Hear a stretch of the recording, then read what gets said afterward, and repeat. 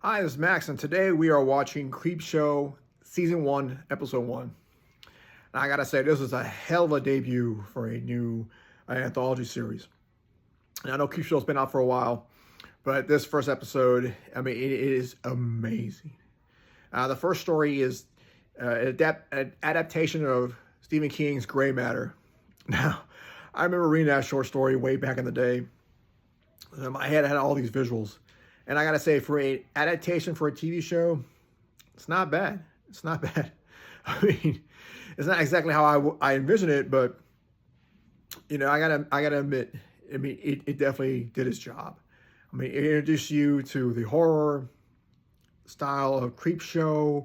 It is slow, but it burns, and then when we get to the ending, it just leaves you wanting more.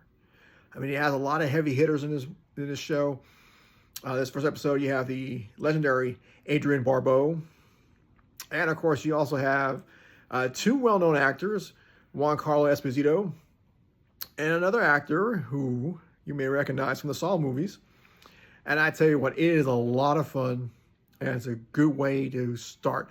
But the real gem, the real one you really want to pay attention to, is the second story, The House of the Head. Now, this one was quite disturbing. And in fact, this is like my go-to. Every time I want to have something refreshing, or I just want to have a mental palate cleanse, or just pure enjoyment, you can't go wrong with the second story. Now, it takes place in a house. A little girl has a dollhouse.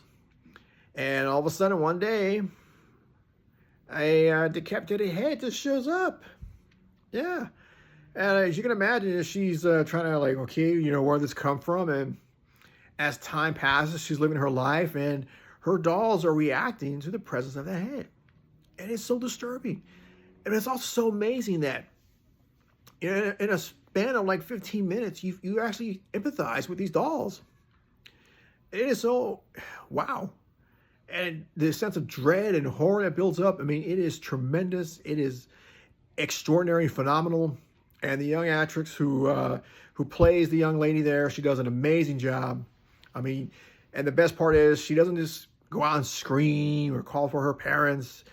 She's actually trying to think through this whole process. How can she overcome this?